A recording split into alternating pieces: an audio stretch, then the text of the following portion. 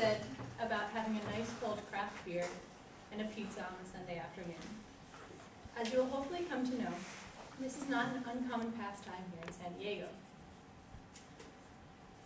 Similarly, we are all here for the same reason. We're all here to go to school in sunny San Diego. And there is no better time or place in our life than right now, and more specifically, your senior year of school, to start experimenting with and dabbling in San Diego's craft beer industry. I'm quite excited to enlighten you on not only the subculture of craft beer brewing, but also its history here in San Diego and the new wave of restaurant breweries gaining popularity in San Diego. As a bartender in New York, I was exposed to all different types of drinks, but most specifically beer. And what I found most interesting is what I learned from the people sitting across the bar from me, the beer drinkers themselves. I was very surprised to find out just how many people are vastly knowledgeable about the art form that has become craft beer making. From that point in my life, my boyfriend and I have embarked on a type of never-ending treasure hunt to discover not only craft beer industries here, but also to taste test food and drinks. First, I'll start off with the subculture of craft beer breweries in the United States. But to start off with, what makes a beer a craft beer? There's three aspects, or three qualities that make any beer a craft beer. The first one is size. So the brewery itself cannot produce more than 6 million barrels of beer annually. Second is independence. So the brewery cannot be more than 25% sponsored or owned by a commercial industry. And finally, the loosest definition of the three is tradition. These breweries, although not set to follow a certain guideline of beer making, they have to follow traditional methods, but also incorporate new forms of beer making and new flavors. 1920 to 1933 put a temporary end to beer making in the United States due to the rise and fall of Prohibition.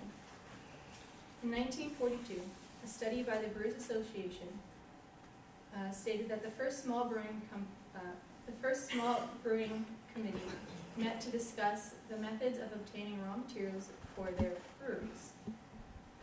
Now, 73 years later, we have made quite a comeback, with more than 3,000 breweries in the United States. More locally, in San Diego, I've discovered that there is a very, very rich history of beer making here.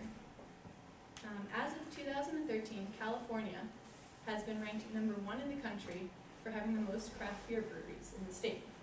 Right now, we're at 381 breweries. The net number is said to be increasing exponentially every month. Although it was temporarily closed due to Prohibition, the San Diego Brewing Company, which was opened in 1896, has been San Diego's first and, at the time, most popular brewery.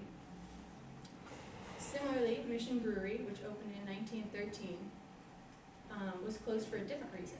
The property itself was acquired by the U.S. Navy. Although the building is still there and a San Diego icon, it is no longer a brewery, yet I'm sure most of you have seen it driving down the 5 heading downtown. Today, although these buildings are still there and the old breweries still exist, today there is a new wave of restaurant breweries that are gaining popularity very quickly here in San Diego.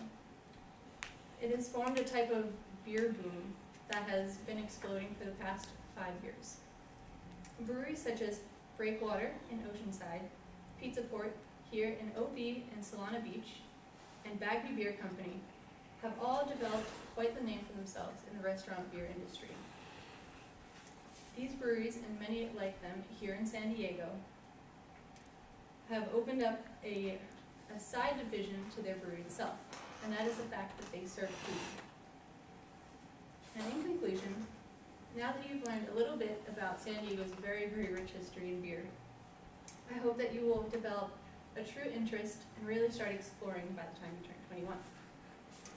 The subculture of craft beer breweries, its history in San Diego, and the new wave of restaurant breweries in San Diego are something I encourage each and every one of you to discover one day. And I will leave you with this. Before the weekend comes, I suggest you get yourself one of these. It's called a growler, and although the name sounds kind of scary, you can buy them at any of your favorite breweries and fill up whatever beer you want right out of the tap and take it home with you. So I hope you all get a chance to explore.